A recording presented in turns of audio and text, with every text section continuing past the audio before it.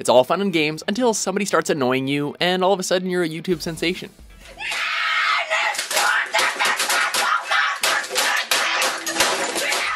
Welcome to WatchMojo.com, and today we're counting down our picks for the top 10 video games that ruin friendships.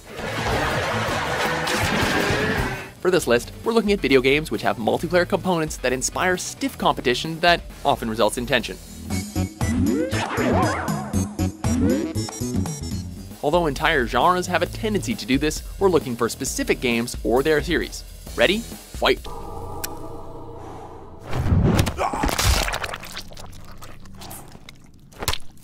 Number 10, FIFA Series. One bad decision, one slip.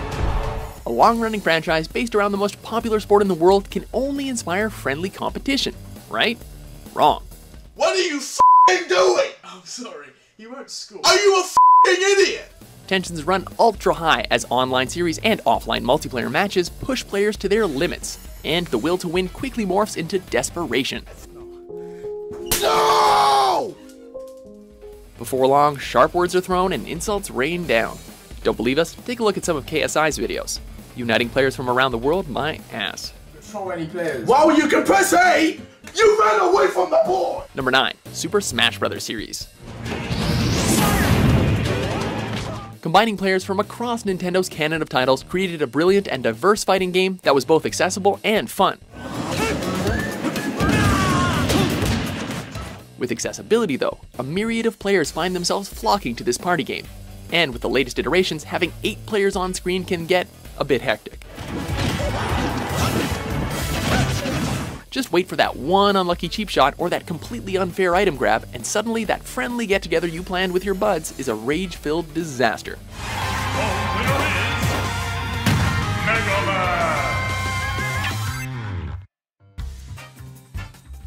Number 8, World of Warcraft. Born and raised on the mysterious Wandering Isle. One of the most popular video games of all time, World of Warcraft is all about the grind and has no room for mercy. That spell is not ready yet. As players struggle to level up, they can quickly turn on their online comrades.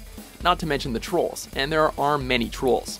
Because endgame players rely on large group raids to get gear, a single incompetent player in your party could spell disaster for a whole group of 25 to 40 people. Alright, thumbs up. Ready, guys? Let's do this. Leroy Dragons! Oh my god, he just ran in. Save him! Oh geez, stick to the plane! Oh Jesus, let's go. Also, as a side note, given that the game is slightly less addictive than methamphetamines, you can pretty much flush your social life down the toilet. So it ruins friendships of people that don't even play the game. You don't believe us? Just check out these withdrawal systems. Stop freaking betraying me! I'm on your team! Number 7, Contra. Like many games in the days of the NES, co-op changed the way we play together, as seen in Contra. Unfortunately, it didn't go as planned. Inviting another player on screen with you meant that the two of you had to compete to kill more enemies, to get more lives and keep up with each other, lest one of you get behind and get killed by default. Does giving up half of your control of the game mean giving up half of the fun? Well, we'll let you decide.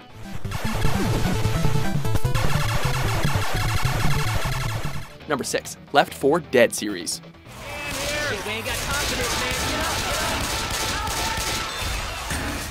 Designed to be played either online with a group of friends or randomly assigned players, or via local split screen, this game requires the same key to survival that a real zombie apocalypse would: cooperation.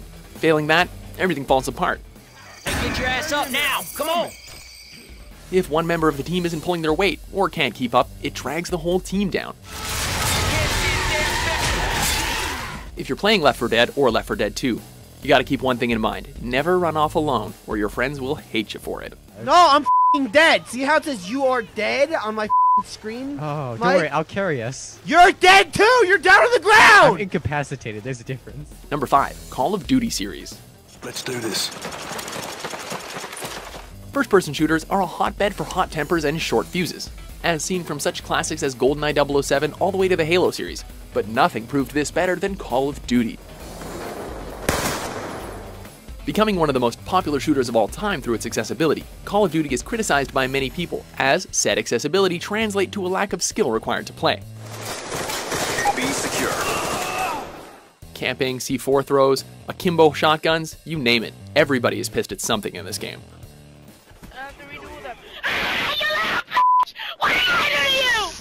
Plus, the killstreak system means whoever's doing better will make the match really one-sided.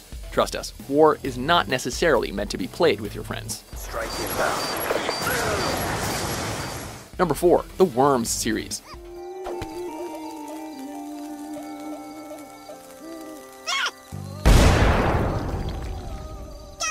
This turn-based combat game allowed players to take control of worms that use a variety of firearms and wacky weapons to attack their friend's team. The huge variety of weapons create a slew of opportunities to screw over your friends, but even worse is when the wind is not in your favor over multiple turns. Literally.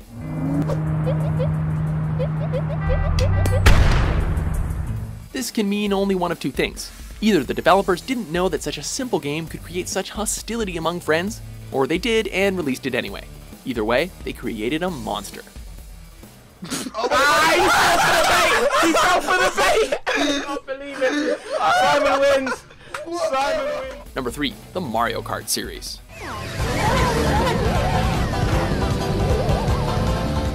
It goes without saying, the Mario Kart series is a big part of our childhoods, be it on the NES, the N64, or any other later iteration. And because of that, we all know the hatred we felt for our friends who kicked our asses at it. Everything is going so well until they use one of their stupid items and jump the track to get ahead. This game is so f***ing dumb. Jesus Christ, man, why the f*** do we play this? Hell hath no fury like a player scorned by a blue shell right before the finish line.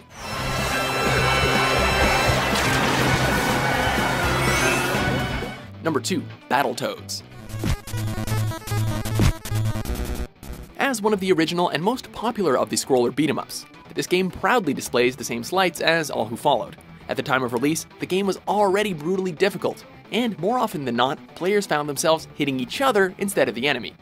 Get the bird. I'm trying. Oh, you f***er. I didn't mean to do it. That's really a problem. You shouldn't be able to hit each other. That's f***ing bullshit! Come on, you people. It's very frustrating when you're struggling to hold onto your health and your buddy walks up and smacks you right in the face. But things will hit a boiling point when you realize that if one player hits game over, both of you have to start the stage again. Game over? That's game over for you, not for me. I don't know. What?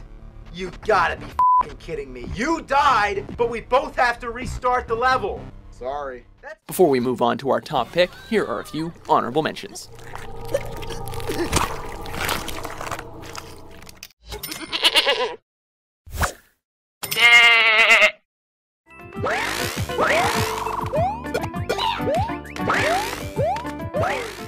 Absolutely. Report for duty. Number 1, Mario Party series.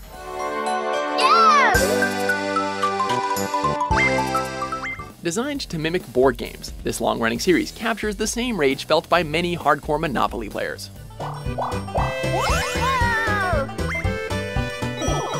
We honestly can't remember how many times we spent so many turns to get the star, only for a competitor to steal it out from us with a boo.